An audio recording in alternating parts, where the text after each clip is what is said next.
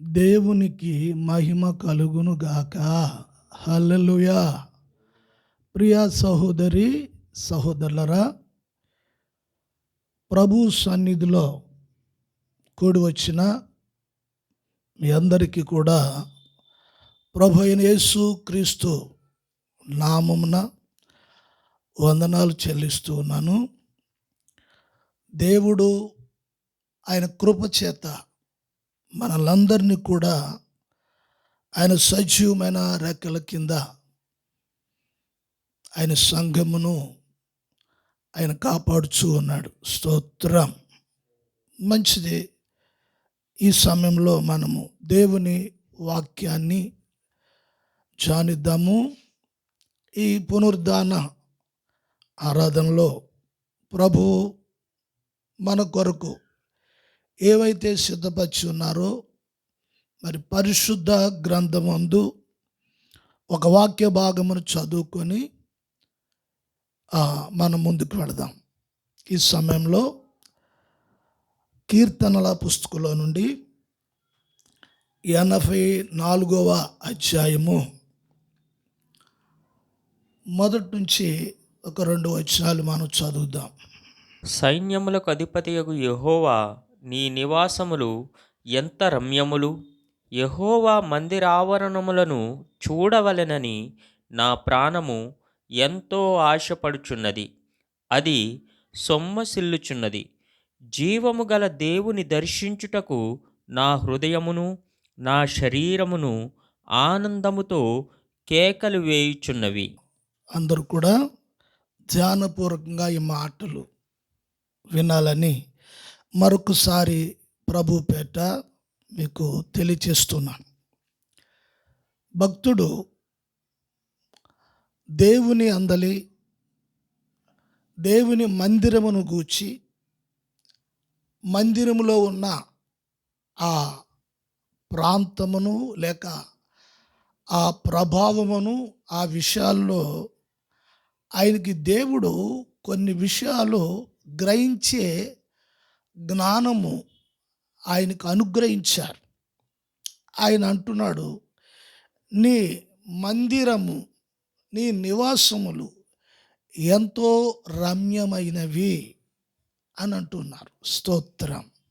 హల్లెలూయా. చూడండి, ఈయన జీవితంలో దేవుని మందిరమును గూర్చి, దేవుణ్ణి ఆరాధించే విషయమును గూర్చి, దేవుని మందిరానికి వెళ్ళాలనే విషయాన్ని గూర్చి ఆయన ఎంతో ఆశతో ఉన్నట్లు ఈ వాక్య భాగం మనకు తెలియచేస్తూ ఉంది. చూడండి, ఆదివారము దేవుని మందిరమునకు వెళ్ళాలని దేవుని బిడ్డలందరూ కూడా మరి ఉదయకాలమే లేచి వారందరూ సిద్ధపడుతూ ఉంటారు. ఆదివారం అంటే సాధారణంగా మరి ఆఫీసులు, అట్లాగే ఉద్యోగాలు చేసే స్థలాల్లో, డ్యూటీ చేసే స్థలాల్లో సెలవు పెట్టుకోవటం, ఆదివారమే కొన్ని ఫంక్షన్స్ మరి అక్కడికి ఇక్కడికి వెళ్ళటము, సాయంత్రం అయినప్పుడు పిల్లలతో సరదాగా వెళ్ళటము, ఇటువంటి కార్యాలు పెట్టుకుంటారు ఆదివారం. ఈ మధ్యకాలంలో కూడా ఆదివారమే ఫంక్షన్స్ పెట్టుకుంటూ ఉన్నారు చాలామంది.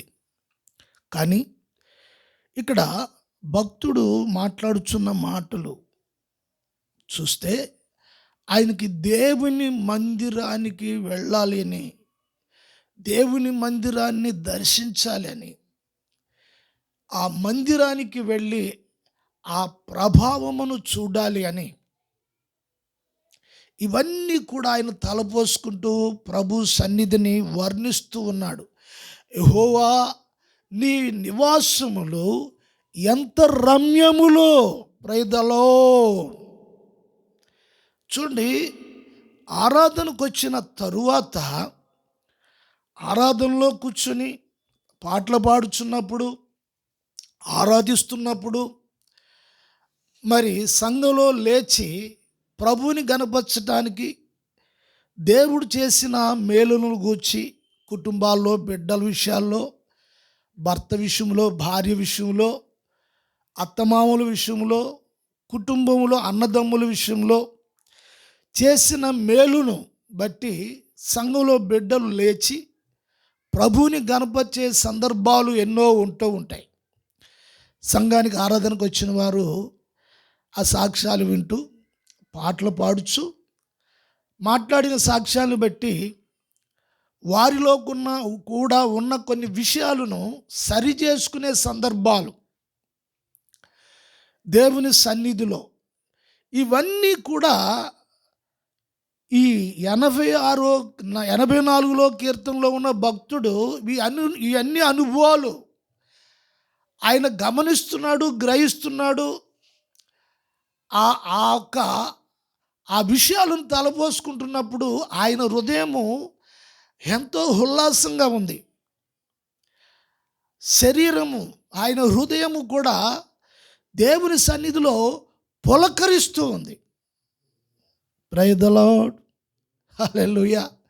చూడండి, మరి దేవుని సన్నిధిలో నీవు ఎలా ఉంటున్నావు? వచ్చాము, కూర్చున్నాము, ఏదో పాట ఇచ్చారు, పాట పాడాను, నా పాట మెచ్చుకున్నారు, నేను బాగా పాడాను అని ఇటువంటి ఆలోచనలతో,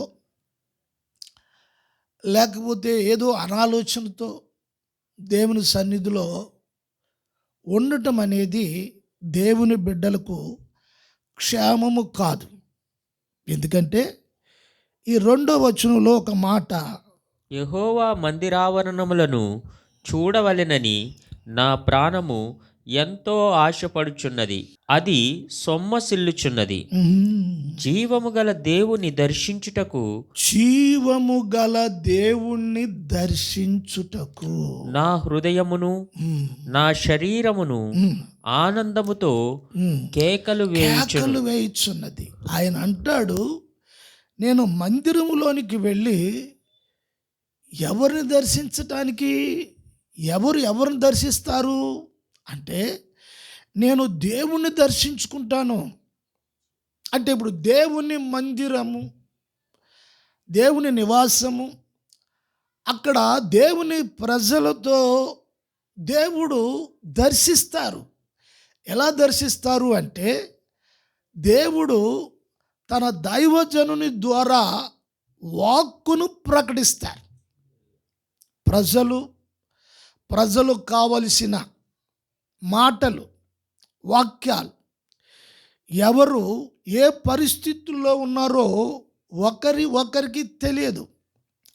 ఆంతరికంగా చూడ్డానికి, బాహ్య రూపంగా చూడ్డానికి బాగానే ఉండవచ్చు, కానీ ఆంతరంగంలో ఉన్న విషయాలు మనుషులకి కానరావు. ఎందుకు కానరావంటే మనుషుడు బాహ్యమైన రూపాన్నే చూడగలరు. మందిరంలో చక్కగా మంచిగా తయారవి మందిరానికి రావచ్చు, కానీ వారి హృదయంలో కరుడు గట్టికిపోయిన బాధ, వేదన, దుఃఖము పైకి కనిపించకుండా కొంతమంది వాటిని దాచుకుని ఉంటారు. అటువంటి సందర్భంలో దేవుడు ఆ విషయాలను ఎరిగిన వాడు దైవజనుడు ద్వారా, వాక్యము ద్వారా కూర్చున్న వారితో దేవుడు మాట్లాడుతాడు. ఇది ఆయన గుర్తించి అంటున్నాడు, నేను యెహోవాను దర్శిస్తాను. ఆయన ఆవరణము చూడడానికే ఎంతో సంతోషం ఉంటుంది. మందిరానికి వెళ్ళడమే సంతోషంగా ఉంటుంది, ఆనందంగా ఉంటుంది. ఇప్పుడు ఈయన మనసు ఎటువంటిది అంటారు? కొందరు చూడండి, మందిరానికి రావాలంటే నెలలో 4 వారాలు 5 వారాలు ఉంటాయి. మరి కొంతమంది ఒక సిస్టమ్ పెట్టుకుంటారు. నెలలో 1 వారం 2 వారాలు రావటం అనేది పెట్టుకుంటారు. అలా పెట్టుకున్న వారి జీవితాలకు కానీ, కుటుంబాలకు కానీ, వారు చేసే పనులు విషయంలో కానీ ఏమాత్రం అది మంచిగా ఉండదు. సరికదా? వారి జీవితాల్లో ప్రభు వాక్యాన్ని పోగొట్టుకోవటం ద్వారా వారి హృదయాల్లో అశాంతి పేరుకుపోతుంది. ఆయన అంటాడు, జీవము గల దేవునిని దర్శించుట. చూడండి, ఆయన దేవుని గురించి చెప్పుచున్నాడు. నేను వెళ్ళి కూర్చొని ఏదో వచ్చేయటం కాదు, అక్కడ జీవము గల దేవుని వాక్కులు ఉంటాయి. జీవము గల అంటే ఆ చలనము కలిగిన ఆ పరిస్థితులు, ఆ వాతావరణం ఉంటాయి. నీ జీవితంలో నీ మనసును చెలింపచేస్తుంది, కదిలింపచేస్తుంది. నీకు ఆదరణ దొరుకుతుంది. నీవు దుఃఖములో ఉంటే నీ దుఃఖము నుండి ఉపశమనం కలిగేటట్లుగా దేవుడు నీ మనసును వెరిగిన వాడు మాట్లాడతాడు. కారణం ఏంటంటే వాక్యానికి ఉన్న పేరు జీవము గల వాక్యము. ఈ వాక్కుకి జీవం ఉంది, ఈ మాటకి శక్తి ఉంది. ఆ శక్తి గల మాట నీ చెవుల్లోంచి హృదయంలోనికి వెళ్ళినప్పుడు పరిశుద్ధాత్మ కార్యము ఆ కూర్చున్న స్థలములో నిన్ను కదిలించగలదు. నీకున్న బాధ మర్చిపోయేటట్లుగా చేయగలదు. దేవుడు నిన్ను దర్శిస్తున్నాడు అనే సంగతి ఎరుగుచున్నట్లుగా ఇక్కడ భక్తుడు మాట్లాడుచున్న మాట, జీవము గల దేవుని దర్శించుటకు నా హృదయము నా శరీరమును, చూడండి, నా హృదయమును నా శరీరము ఆనందముతో కేకలు వేయుచున్నది. కొంతమంది అంటారు, దేవుడు మాట్లాడుచున్నప్పుడు హృదయంలోనే సంతోషించాలి, హృదయముతోనే ఆనందించాలి, హృదయముతోనే ప్రార్థించాలి, హృదయముతోనే ఆరాధించాలి.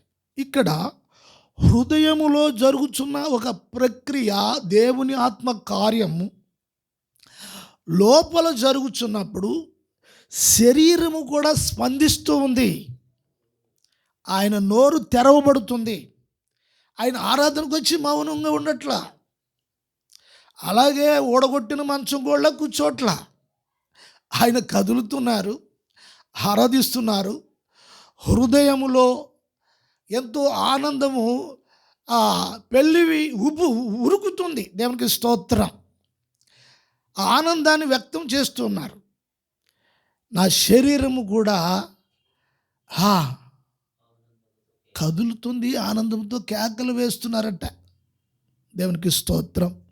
ప్రియ సహోదరి సహోదరులరా, దేవుని బిడ్డలలో, దేవుని మందిరాల్లో ఉన్న అనుభవాలు నీవు గమనించాలి. ఒకేలా కొన్ని పొరపాటు ఆలోచనలతోనో, అవగాహన లేని ఆలోచనలతోటో నీకు తెలిసిన కాడికి నువ్వు ఉండవచ్చు. కానీ వాక్యము సమయ సందర్భాలలో నీవు అనుకున్నది అది సరైనది కాదు అని, నువ్వు ఆలోచించే విషయాలు అవి సరైనవి కావని, నీవు మానవ బుద్ధితోనే ఆలోచిస్తున్నావు అనే సంగతి పరిశుద్ధాత్మ దేవుడు వాక్యం ద్వారా మాట్లాడుతున్నప్పుడు నిన్ను నీవు సరి చేసుకోవటానికి మరి ఆ సమయము ప్రభువు నీకు అనుగ్రహిస్తున్నారు. పునరుద్ధాన ఆరాధనలో ప్రైజ్ ది లార్డ్. నీ శరీర బలహీనతలు కానీ, ఆత్మీయ లోపాలు కానీ, లేకపోతే మానసిక సంబంధమైన రుగ్మతలు కానీ, ఏదైనా శోధింపబడుతున్నావు ఏదో ఆలోచనలతోటి, అటువంటి సందర్భాల్లో నిన్ను గూర్చి ప్రభు వాక్యం ద్వారా మాట్లాడతారు. అప్పుడు నువ్వు నీ హృదయం పులకిస్తాయి, మౌనం కూడా లేవు, ప్రభువుని ఆరాధిస్తావు, కేకలు వేస్తావు. దేవునికి స్తోత్రం. ఆ జీవము గల వాక్యము నీ హృదయములో ఎప్పుడైతే చొచ్చుకుని వెళుతుందో, ప్రాణాత్మ మూలుగులను విభాగించి అవి దూరుచు, ప్రాణము ఆత్మను అది డివైడ్ చేసి దాని లోపలికి దూరి వెళ్ళి నీకున్న ప్రతి విషయాన్ని పరిశోధన చేస్తుంది జీవము గల దేవుని వాక్యము. హల్లెలూయా, హల్లెలూయా. గమనించాలి. దేవునికి స్తోత్రం కలుగును గాక. అదే అధ్యాయంలో 10వ వచనం కూడా మనం చదువుదాం. నీ ఆవరణములో ఒక దినము గడుపుట 1000 దినముల కంటే శ్రేష్టము. భక్తిహీనుల గుడారములో నివసించుట కంటే నా దేవుని మందిర ద్వారమునొద్ద నుండుట నాకిష్టము. స్తోత్రం. ఈయనకున్న మరో లక్షణం ఏమిటి అంటే, ఆయన అంటాడు, నేను ఒక్క దినము దేవుని సన్నిధిలో గడుపుట. ఒక్క దినము దేవుని సన్నిధిలో గడుపుట. ఆయన అంటాడు 1000 దినములు. స్తోత్రం. చూడండి, ఒక్క దినము దేవుని సన్నిధిలో గడిపితే పరలోకంలో దేవుడు 1000 దినాలు నువ్వు దేవుని సన్నిధిలో ఉన్నట్టు ఆయన రాస్తారట. హల్లెలూయా. మరి ఇటువంటి ఆఫర్స్ ఎక్కడున్నాయి? ఒకటి కొంటే ఒకటి ఫ్రీ అంటారు. బ్యాంక్ వడ్డీ ఉంటుంది. బ్యాంక్ వడ్డీలు కూడా ఎట్లా ఉంటాయి? మామూలుగా సర్వసాధారణంగా ఉంటాయి. కానీ మరి ఇటువంటి ఆఫరు మరి ఈ లోకంలో ఎక్కడుంది? దేవుని పిల్లలకు, దేవుని బిడ్డలకు దేవుని సన్నిధిలో ఒక్క దినము గడుపుట అంటే, దేవుని సన్నిధి దేవునికి ఎంత ప్రాముఖ్యమైనది, నీ జీవితంలో అది ఎంత ప్రాముఖ్యమైనదో అనే సంగతి నువ్వు వెరగాలి. ఈ విషయం హల్లెలూయా. ఏమాత్రం అది పోగొట్టుకోవడానికి వీలు లేదు. సాధారణంగా ఆదివారము అనే విషయం వచ్చేటప్పటికి అక్కడ ఆయన చెప్తున్నాడు, భక్తిహీనులతో గడుపుట కంటే. ఎవరట? వారు భక్తి లేనివారు అనట్లా, వారు భక్తులు కాదనట్లా. మరి వారిలో ఏమి లేదట? దేవుని భయము లేదట. భక్తులే కానీ హీనత. ఏ హీనత? భక్తిహీనత. దేవునికి స్తోత్రం. మనము వస్త్రహీనత, లేకపోతే మణిహీనత, లేకపోతే ఇలాగే ఎన్నో హీనతలు ఉంటాయి. వాక్యంలో చెప్పబడిన మాట భక్తిహీనత. పైకి భక్తులుగా కనిపిస్తున్నారు కానీ వారు దేవుని సన్నిధిలో కనబడరు. మరి ఎక్కడ కనబడతారు అంటే లోకంలో కనబడతారు. పునరుద్ధాన దినము, ఆదివారము ఆరాధన, వారు ఎక్కడ కనపడాలి? వారి పాదాలు ఎక్కడుండాలి? ఆదివారం ఆరాధించే స్థలంలో ఉండాలి. ప్రభువుని గణపరిచే స్థలంలో ఉండాలి. వాక్యము వినబడుతున్న స్థలంలో ఉండాలి. అది కదా దేవుని ఉద్దేశము. ఆయన అంటాడు, ఒక్క దినము నేను దేవుని సన్నిధిలో ఉంటే 1000 దినముల కంటే అది శ్రేష్టముగా చెప్పబడుతుంది. భక్తిహీనులతో నేను గడుపుట నాకు ఇష్టం లేదు. ఎందుచేత? దేవుని ద్వారము దగ్గర. Praise the lord. హల్లెలూయా. ఒక సంఘానికి నేను వెళ్ళాను వాకింగ్ చెప్పడానికి. ఆ సంఘంలో 20 సంవత్సరాల నుండి ఆయన విశ్వాసిగా ఉంటున్నారట. ఆయన గొప్ప ఎంప్లాయ్. అయితే నేను 2 సార్లు వెళ్ళాను ఆ స్థలానికి. ఆ 2 సార్లు కూడా ఆ చర్చ్ బయట గుమ్మం దగ్గర ఉన్నాడు ఆయన నుంచుని. ఏంటి ఇక్కడ ఎట్లా ఉన్నాడు ఏంటి అనుకుని, సరే నేను వెళ్ళాను. అక్కడ వాక్యం చెప్తూ ఉన్నాను. ఆరాధన అయిపోయింది. అయితే అక్కడ వాక్యం చెప్తూ నేను గ్రహించింది ఏమిటంటే, ఆ బయట గుమ్మం దగ్గర ఉండి చెప్పులు స్టాండ్ ఉంది. ఆ వచ్చిన వాళ్ళు చెప్పులన్నీ తీసి ఆ స్టాండ్లో పెడుతున్నాడు ఆయన. ఆ గుమ్మం దగ్గరే ఉండి వాక్యం వింటున్నాడు. ఆ పరిచర్య కావాలని దైవజనుడిని అడిగి పర్మిషన్ తీసుకుని ఆయన నుంచి మీకు 20 సంవత్సరాల నుంచి ఆ పరిచర్య ఆ సంఘంలో చేస్తున్నాడు. ఇవాళ మైక్ ఇచ్చి పాట పాడడం అనేది పరిచర్య. కీర్తన సంఘంలో పులిపీఠం దగ్గర నిలబడి ఆ కీర్తన చెప్పడం పరిచర్య. ఇటువంటి పరిచర్యలు చేసేవాళ్ళు ఆయా సంఘాల్లో ఉంటారు. మంచిదే. అయితే శ్రేష్టమైన పరిచర్య ఏమిటంటే దేవుని మందిర ద్వారము దగ్గర గమనించండి. ఏదో సంవత్సరానికి ఒకసారి వచ్చి కాదు, ఎవ్రీ వీక్, ప్రతి వారం దేవుని సన్నిధి. ఆ పరిచర్య నాకు దేవుడిచ్చాడు. ఎవరిచ్చారు? ఆ పరిచర్య కావాలని ఆ సహోదరుడు 20 సంవత్సరాల నుంచి అట్లాగే ఆయన చేస్తూ ఉన్నాడు. చెప్పులు చదువుతున్నాడు. పైగా మరలా ఆ చెప్పుల్ని ఒక బట్ట తీసుకుని దులుపుతూ ఉన్నాడు. వర్షం పడింది, చెప్పులు తడిసిపోయినాయి. ఆ తడిచిపోయిన చెప్పులన్నీ తీసి బట్ట తీసి తుడిసే స్టాండ్లో పెడుతున్నాడు. ఇక్కడ ఈయన అంటాడు, భక్తిహీనుల గుడారములో నివసించుట కంటే భక్తిహీనుల గుడారములో. ఆదివారము పార్టీలని, విందులని, వినోదాలని, ఆరాధన మానేసి ఫ్రెండ్స్ అని, స్నేహితులని, ఇంకొకటని, బంధువులని వెళ్ళి వీళ్ళ ఇంటికి తాళం వేసేసి అక్కడక్కడ ఆ ఆదివారం గడిపేవారు కొంతమంది ఉన్నారు. అందరని కాదు.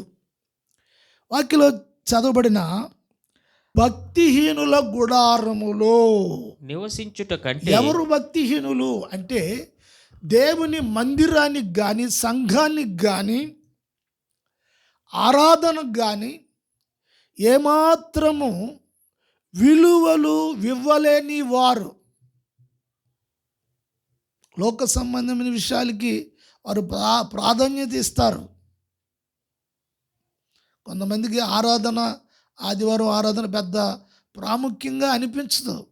ఇవాళ పని ఉంది, రాలేము. ఒక దైవ సేవకులు అడిగితే, ఏమండి ప్రార్థనకు రాలేదంటే ఆరాధన కంటే, ఆ పని ఉందండి అందుకే రాలేదు. చాలా తేలిగ్గా మాట్లాడతారు. ఆ మాట విన్నప్పుడు దైవజనుడు గుండె చాలా బరువుగా ఉంటుంది, భారంగా ఉంటుంది. ఆయన అంటాడు, ఆ ద్వారం దగ్గర నా దేవుని మందిర ద్వారమునొద్ద. నా దేవుని మందిర ద్వారమునొద్ద. చూడండి మాట. ఈయన మనసు అంతా ఎట్లా ఉంది? దేవుడిచ్చిన 24 గంటలు ఇక మందిరంలోనే ఉండాలనే ఆ మనస్సు. ప్రియ సహోదరులారా, అంటే ఆ ఆలోచనలతోటి, ఆ ఊహతోటి, ఆ తలంపులతోటి ఆయన మనస్సు నిండిపోయింది. ఒకవేళ ఇటువంటి మనసు కలిగిన వారితో మీరు ఎప్పుడైనా మాట్లాడారనుకోండి, మాట్లాడితే వాళ్ళ నోటి నుండి దేవుని వాక్యాలే వస్తాయి, దేవుని గురించిన మాటలే వస్తాయి, దేవుని గురించిన సందర్భాలే వస్తాయి. మరి వేటి గురించి వారు మాట్లాడలేరు. ఏంటంటే వారి హృదయము, వారి శరీరము, వారి మనస్సు పూర్తిగా పరిశుద్ధాత్మక వశములోనికి వారు వచ్చేసారు. స్తోత్రం, హల్లెలూయా. మరో వచ్చిన భాగం కూడా మనం చదువుదాం ఈ సమయంలో. చదవండి. హెబ్రీ పత్రిక 9వ అధ్యాయము 14వ వచనం. నిత్యుడగు ఆత్మ ద్వారా తన్ను తాను దేవునికి నిర్దోషినిగా అర్పించుకొనిన క్రీస్తు యొక్క రక్తము నిర్జీవ క్రియలను విడిచి జీవము గల దేవుని సేవించుటకు మీ మనస్సాక్షిని ఎంతో ఎక్కువగా శుద్ధి చేయును. జీవము గల దేవుణ్ణి సేవించాలి అంటే సంఘం. ఒక విషయాన్ని చెప్తున్నాడు. జీవము గల దేవుణ్ణి నీవు సేవించాలంటే ఆరాధించాలి అంటే, దేవునికి స్తోత్రం, నిత్యుడగు తండ్రి అని మాట్లాడుతున్నాడు ఇక్కడ. నిత్యుడగు తండ్రికి ప్రభు అయిన యేసుక్రీస్తు తన్ను తాను పూర్తిగా అర్పణ చేసుకున్నాడు. సిలువలో తన శరీరాన్ని, ప్రాణమును, ఆత్మను, ఆయన రక్తాన్ని సమస్తమును దారబోసేశారు. దేవునికి స్తోత్రం కలుగును గాక. హల్లెలూయా. ఎందుకు? నిత్యుడగు దేవుణ్ణి నీవు ఆరాధించాలి, సేవించాలి అంటే యేసుక్రీస్తు అర్పించిన రక్తము ద్వారా సంఘములో ఉన్న ఒక్కొక్క వ్యక్తి మనస్సాక్షి శుద్ధి చేయబడాలి. ఏంటి? నీ ప్రభువుని నువ్వు సేవించాలి అంటే మామూలుగా సాధారణంగా వచ్చి కూర్చుని వెళ్ళిపోవటం అనేది కాదు. ఇక్కడ ఏమిటంటే నీ జీవముగల దేవుని నువ్వు సేవించాలి అంటే సంఘములో జీవముగల దేవుని వాక్యము, సంఘములో దేవుడు జీవము కలిగిన వాడు ఉన్నాడు. ఆయన కదలికలు, ఆయన యొక్క ఆ సెంటెన్స్ అన్నీ కూడా మందిరంలో పరిశుద్ధాత్మ కార్యము ఆ స్థలములో చూడటము అనే విషయాలు దేవుని బిడ్డలు గమనించేవారై ఉండాలి. అయితే హృదయాలు శుద్ధి లేకుండా, హృదయాల మీదకు యేసు క్రీస్తు రక్తము ప్రోక్షణ లేకుండా హృదయము శుద్ధి అవ్వటం అనేది అసాధ్యం. గమనించాలి. పైకి చప్పట్లు కొట్టి ఆరాధన చేయటం అనేది, కొంతమంది చప్పట్లు కొడతారు, కొంతమంది చప్పట్లు కొట్టరు. అలా చప్పట్లు కొడుతున్న వారు ఆరాధన చేస్తున్నారని, చప్పట్లు కొట్టలేని వారు ఆరాధన చేయట్లేదు అనే విషయము కాదు. ఇక్కడ గమనించాలి. నిత్యుడగు ఆత్మ ద్వారా, నిత్యుడగు ఆత్మ ద్వారా జీవము గల దేవుని సేవించడానికి గమనించాలండి. నిత్యము నివాసము చేసే పరిశుద్ధాత్మ దేవుడు సంఘములో నిత్యుడగు ఆత్మ ద్వారా తన్ను తాను దేవునికి నిర్దోషినిగా, చూడండి, తండ్రి అయిన దేవునికి యేసు ప్రభు నిర్దోషినిగా అర్పించుకున్నాడు. క్రీస్తు యొక్క రక్తము నిర్జీవ క్రియలను విడిచి, ఏ క్రియలు గమనించాలండి. దేవుని స్తోత్రం. ఆరాధనలో వాక్యం వింటున్నప్పుడు నీవు చేయుచున్న క్రియలు, ఆదివారము ఉదయమే లేచి సంఘానికి వచ్చావు, కానీ శనివారం మధ్యాహ్నం ఏం జరిగింది? శనివారం రాత్రి నువ్వేం చేశావు? శుక్రవారం పగలు ఏం జరిగింది? నువ్వేమేమి ఘనకార్యాలు చేశావు? ఆ విషయాలు నిర్జీవమైన క్రియలు, దేవునికి వ్యతిరేకమైన క్రియలు. అయితే ఆదివారం వర్తమానము ద్వారా ఆ నిర్జీవ క్రియలన్నీ విడిచిపెట్టుకోవడానికి దేవుడు పరిశుద్ధాత్మ ద్వారా ఇస్తున్న ప్రతి వర్తమానమును, నీ నిర్జీవ క్రియలను విడిచిపెట్టుకోవడానికి, నీ మనస్సాక్షిని శుద్ధి చేయటానికి, జీవముగల దేవుని నువ్వు మనసారా హృదయపూర్వకంగా, శరీరం కదిలిపోతుంది, నేను ఉద్యోగం ఏదో కనపరుస్తున్నాను, శరీర ఉద్రేకంతో ఏదో చేస్తున్నాను అంటే అది కొద్ది రోజుల తర్వాత చల్లారిపోతుంది. అయితే ఇప్పుడు ఆత్మలో జరుగుతున్న ప్రక్రియను దేవుని వాక్యము మనతో మాట్లాడుచున్నాడు. హల్లెలూయా. శరీరంలో కదులుతున్నాం, మంచిదే. మరి నిర్జీవ క్రియలు నీ జీవితంలో ఎప్పటికప్పుడు విడిచిపెడుతున్నావా? నీ మనస్సాక్షి శుద్ధి జరిగే ఆ ప్రక్రియ ప్రతి ఆరాధనలో జరుగుతుందా సహోదరుడా, సహోదరి? లేకపోతే వాక్యం ఉన్న స్థలాన్ని విడిచిపెట్టేసి కథలు, కథలు, ఊహించి చెప్పుచున్న కథలు, లోక సంబంధమైన వార్తలు, ఆ కథలు ఈ కథలు వినడానికి వాక్యం ఉన్న స్థలాన్ని విడిచిపెట్టి నీ మనస్సాక్షి శుద్ధి చేసుకోవడానికి ఇష్టం లేకుండా ఒకవేళ నీవు నీ యొక్క నిర్జీవ క్రియలను విడిచిపెట్టడానికి ఇష్టపడట్లేదా? అప్పుడు ఏం జరుగుతుందో తెలుసా? యేసుక్రీస్తు నీ కొరకు ఆయన తన్ను తాను అప్పగించుకొని ఆయన రక్తము అక్షరము ద్వారా ప్రతి దినము నిత్యుడగు ఆత్మ ద్వారా ఆ రక్తపు వచనాలు నీ కొరకు ప్రభు ఇస్తున్న వచనాలు నువ్వు తృణీకరిస్తున్నావని గుర్తించాలి. ఏం చేద్దంటే నీ మనస్సాక్షి ప్రతి రోజు ప్రతి పునరుద్ధాన ఆరాధనలో శుద్ధి చేయబడుతుందని లేఖనాలు తెలియజేస్తున్నాయి. అపోస్తలుడు ఈ మాటలు ఈ పత్రికలో సంఘం కొరకే, నూతన నిబంధన సంఘం కొరకు మాట్లాడుతున్నారు. నీ మనస్సాక్షి శుద్ధి కావాలట. ఎందుచేతంటే నువ్వు సేవించేది జీవము గల దేవుని కదా. ఆయన జీవము కలిగిన వాడు, ఆయన కదిలేవాడు, ఆయన చూచేవాడు, ఆయన మాట్లాడేవాడు, ఆయన చేతులు పట్టుకుని తాకేవాడు, ఆయన నడిచి వచ్చేవాడు, ఆయన వినేవాడు, ఇలాగ చలనం కలిగిన వాడు ప్రభు.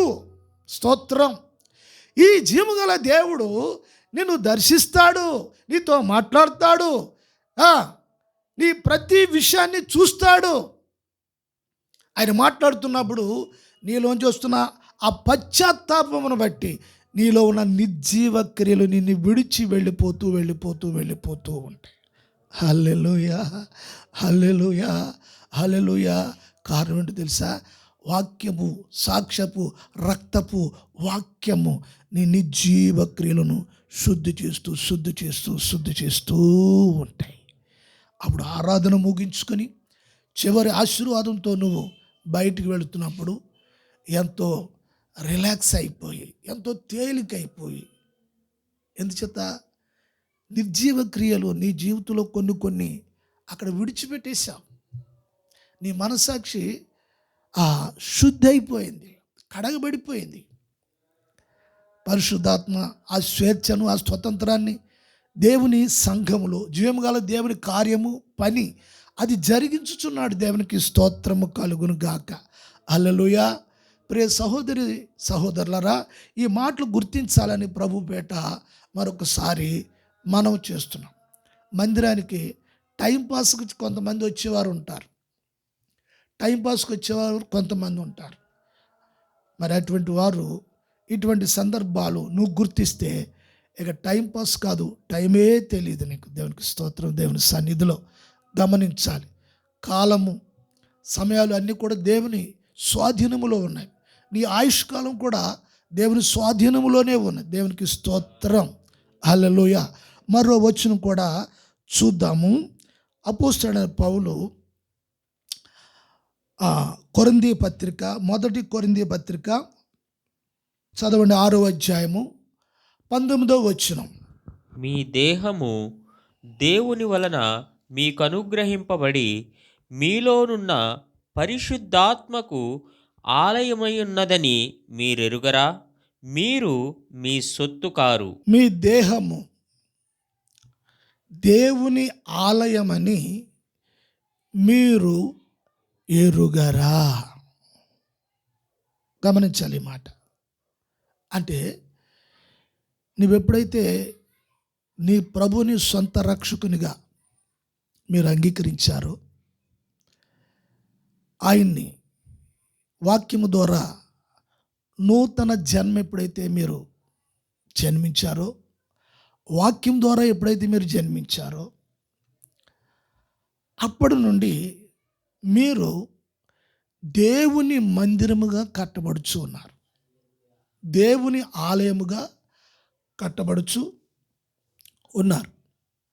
అయితే రాళ్లతో కట్టబడిన మందిరం గురించి కాదు, కానీ ఈ నూతన నిబంధన సంఘంలో ప్రతి ఒక్క వ్యక్తి దేవాలయముగా కట్టబడుచున్నారు.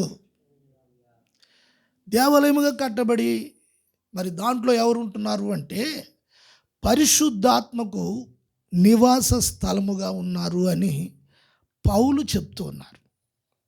వాక్యం మనతో మాట్లాడుచున్న మాట, నీవు పరిశుద్ధాత్మకు నిలయముగాను పరిశుద్ధాత్మకు ఆలయముగాను మీరు ఉన్నారు అని వాక్యం మనకు తెలియచేస్తూ ఉంది. దేవునికి స్తోత్రం. పాత నిబంధన కాలంలో దేవుని గుడారము, దేవుని మందిరం ఇవన్నీ ఉండేవి.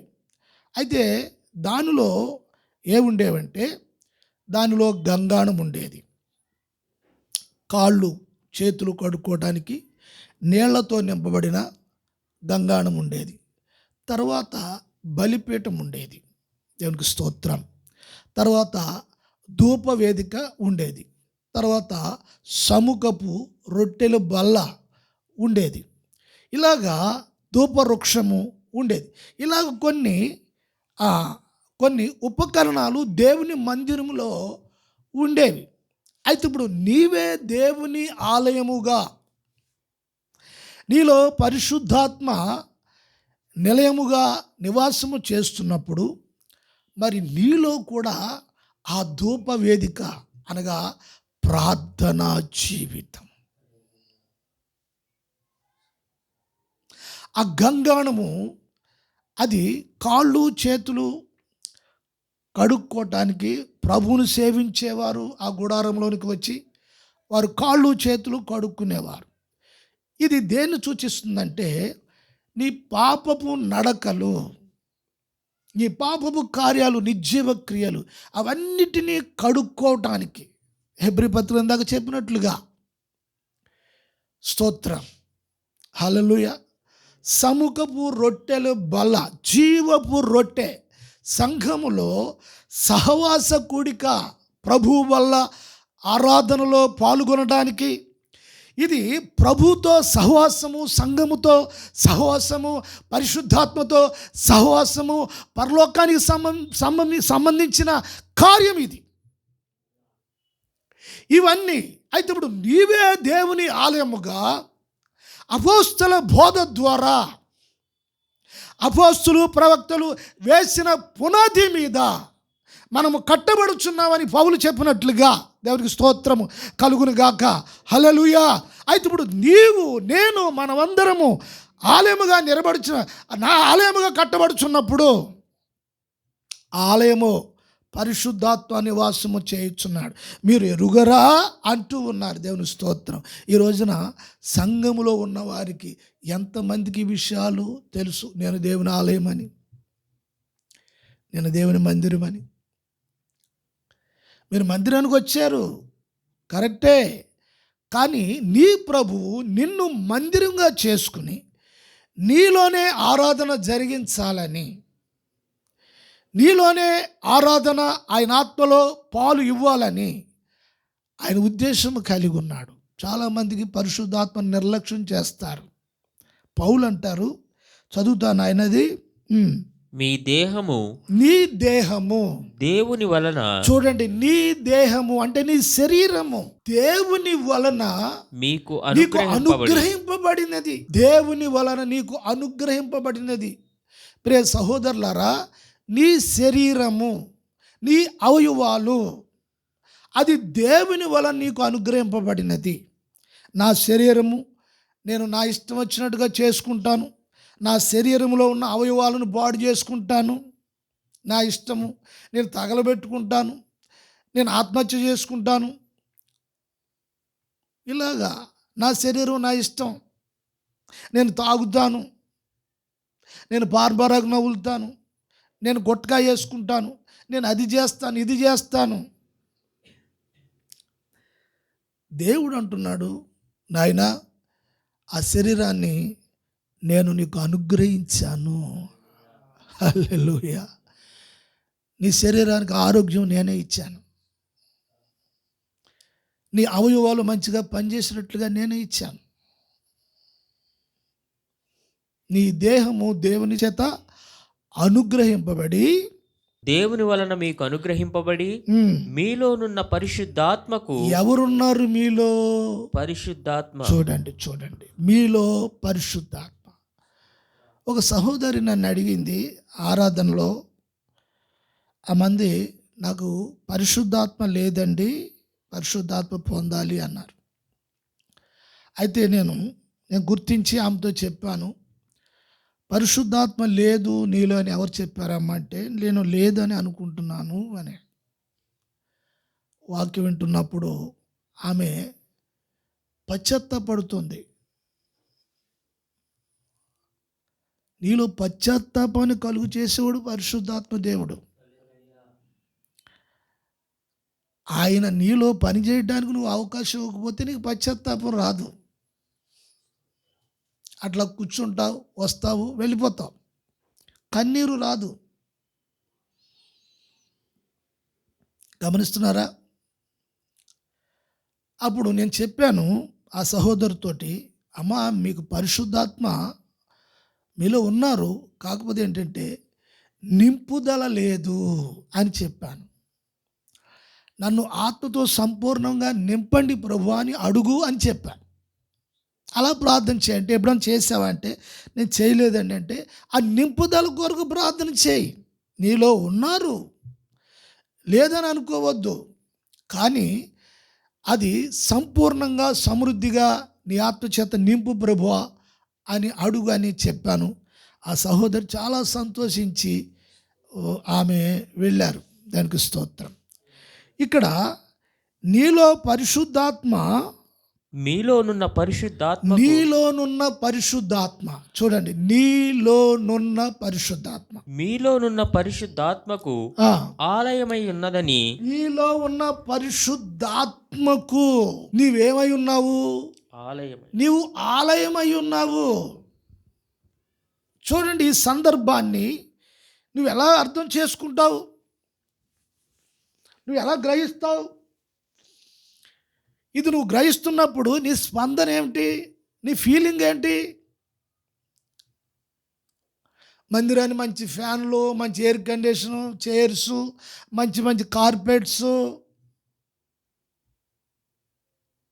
అక్కడికి వెళ్తే మైక్ ఇచ్చి పాటలు అన్నీ బాగున్నాయి చక్కగా, ఓకే, సరే, మంచిదే. మరి దేవుడిచ్చిన వాక్యమును బట్టి నీలో ఉన్న ఏదైనా ఒక నిర్జీవ క్రియ నీతో దేవుడు మాట్లాడుతున్నప్పుడు, నాలో ఉన్న పరిశుద్ధాత్మకు నేను ఆలయమై ఉన్నాను అని, ఆయన నీలో ఉన్నాడు. ఎలాగున్నాడు? ఆయన కదల్చకుండా స్క్రూలు వేసేసి బోల్ట్లు వేసేసి లోపల బిగించేశారా ఏంటి? ఆయన చెల్లిస్తాడు, నీతో మాట్లాడతాడు. నువ్వు ప్రభుని గురించి ఒక నిజమైన పశ్చాత్తాప కార్యము నీలో జరుగుతున్నప్పుడు ఆయన సంతోషిస్తాడు. ఆయన సంతోషిస్తే నీవు కూడా ఆనందంగా ఉండగలుగుతావు. ఆయన దుఃఖపడితే నీకు కూడా మనశ్శాంతి లేకుండా ఉంటుంది. అన్నీ ఉంటాయి, మనశ్శాంతి లేకుండా ఉంటుంది. అయితే ఆయన అంటాడు, నీలో ఉన్న పరిశుద్ధాత్మకు నీవు ఆలయమై ఉన్నావని మీరు ఎరుగరా. ఏంటట? సంఘంతో పౌలు మాట్లాడుచున్నమాట. మీరు ఎరుగురా? ఒక్కళ్ళకి కాదు, అందరితో చెప్తున్నారు. మీరు ఎరుగురా? నీకు తెలీదా? మీకు తెలీదా? ఉమ్మడిగా మాట్లాడుతున్నాడు అందరితోటి. మీరు ఎరుగురా? ఎంతమందికి తెలుసు వాక్యం వింటున్నా? మీలో నువ్వు పరిశుద్ధాత్మకు మందిరమై ఉన్నావు, ఆలయమై ఉన్నావు అని. మరి ఆయన ఉన్నప్పుడు ఆయన లోపల పనిచేస్తాడు కదా. ఆయన ఏదైనా ఒక ఫ్రేమ్ కాదు, ఒక మేకు కొట్టేసి అక్కడ పెట్టేసి ఉండడానికి. నీ ప్రతి కదలిక గుర్తిస్తాడు. నీ మనస్సాక్షితో మాట్లాడుతూ ఉంటాడు. దేవునికి స్తోత్రము కలుగును గాక. జీవముగల దేవుని ఆలయమై ఉన్న నీవు యేసుక్రీస్తు రక్తము శిరస్సు నుండి అరికాలు వరకు ప్రతి దినము ఆయన ప్రోక్షిస్తూ ఉంటారు. దేవుని స్తోత్రం కలుగును గాక. కారణం ఏంటి? గర్జించే సింహాలే ఈ లోకంలో ఎవరిని మిగుదునా అని దుష్టుడు అపవాది తిరుగుతూ ఉన్నాడు. వాడి పని పాడు చేయటమే, వాడి పని కూల్చేయటమే, జీవితాలను కూలగొట్టేయటమే, విచ్చున్న చేసేయటమే, పాడు చేసేయటమే, పరిశుద్ధాత్మకి వ్యతిరేకమైన కార్యము చేయటమే వాడి జీవితంలో లక్ష్యం. కారణం ఏంటంటే వాడికి సమయము చాలా తక్కువగా ఉంది. అందుకు నాడు 24 hours పనిచేస్తూ ఉన్నాడు. 24 గంటల పనిలో ఉన్నాడు వాడు. దేవుని స్తోత్రం, హల్లెలూయా. సంగమా, ఈ రోజున పరిశుద్ధాత్మ కార్యము అనేది నువ్వు లక్ష్య పెడుతున్నావా, నిర్లక్ష్య పెడుతున్నావా? ఆ కాలంలో, పాత నిబంధన కాలంలోనే ఈ 84వ కీర్తనలో భక్తుడు ఆత్మ ద్వారా నింపబడినప్పుడు అతడు శరీరము చెల్లిస్తుంది, హృదయము పులకరిస్తుంది, ఆనందాన్ని తట్టుకోలేక కేకలు వేస్తున్నాడు. దేవునికి స్తోత్రము కలుగును గాక. హల్లెలూయా. కారణం ఏంటి? నా జీవము గల దేవుణ్ణి నేను దర్శించాను. నాలో సంతోషము, ఆశ, ఆనందము వెళ్ళి విగురుతున్నాయి. ప్రైజ్ ది లార్డ్, హల్లెలూయా. ఇటువంటి ప్రక్రియ, ఆ జీవము గల ఆ మాటకు నిర్వచనము నీ జీవితంలో. నీ దేవుడు జీవము గల దేవుడు కదా, నీవు జీవము లేని దానివా, జీవము గల వాడువా, లేకపోతే ఏమిటి ఈ విషయాలు అనేది నువ్వు పరిశీలించుకోవాల్సిన అవసరము ఎంతైనా ఉన్నది. ఆ చివరి మాట కూడా చూద్దాము. మీరు మీ సొత్తు కారు. చూడండి, మీరు మీ సొత్తు కాదు. గమనించాలి. అంటే నీ సొత్తు కాదు అంటే నీవు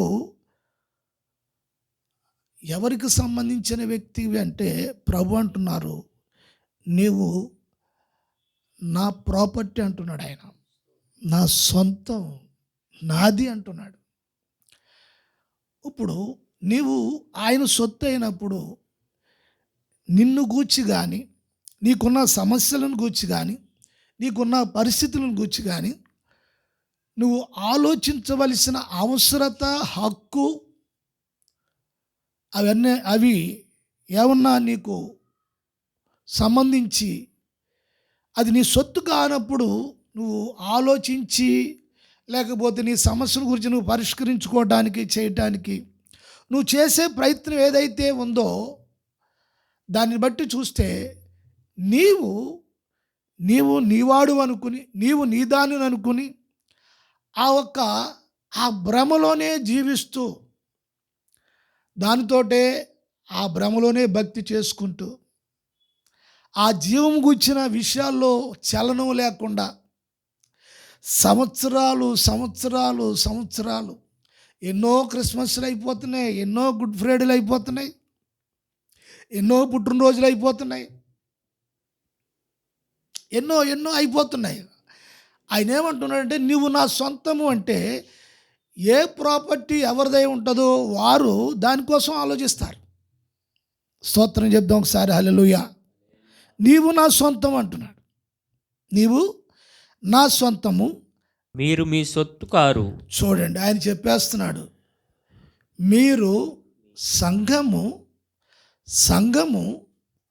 మీరు మీ సొత్తు కారు. ఈ లోకంలో నువ్వేం సంపాదించినా ఒకవేళ అది నీది అవ్వచ్చు, కానీ నువ్వైతే మాత్రము యేసుకు సొంతం.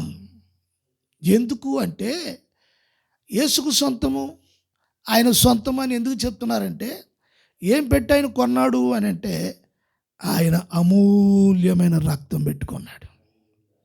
అమూల్యమైన రక్తం పెట్టుకున్నాడు ఆయన, అమూల్యమైన రక్తం. ఏ రక్తం అది? నీ మనస్సాక్షిని శుద్ధి చేసే రక్తం, నీ మనస్సాక్షిని శుద్ధి చేసే రక్తం, జీవము గల దేవుణ్ణి సేవించడానికి నిన్ను ప్రేరేపించే రక్తం, నీలో ప్రేరణ కలుగు చేసే రక్తం, నిన్ను శుద్ధి చేసే రక్తం, నిన్ను విడిపించే రక్తం. దేవునికి స్తోత్రం. నిన్ను స్వస్థపరిచే రక్తం, నిన్ను బాగు చేసే రక్తం. హల్లెలూయా, ప్రైజ్ ది లార్డ్. నీవు నీ సొత్తు కాదు. ఇది ఎరిగినప్పుడు నీ యోగక్షేమములు అన్నీ కూడా ఆయన చూసుకుంటారు అనే విషయము వాక్యము ద్వారా నీ విశ్వసించినప్పుడు పరిశుద్ధాత్మ బలమైన కార్యము నీలో జరిగించగలడు. హల్లెలూయా, హల్లెలూయా. నా హృదయమెంతో జీవము గల దేవుని దర్శింప ఆనందముతో కేకలేయుచున్నది.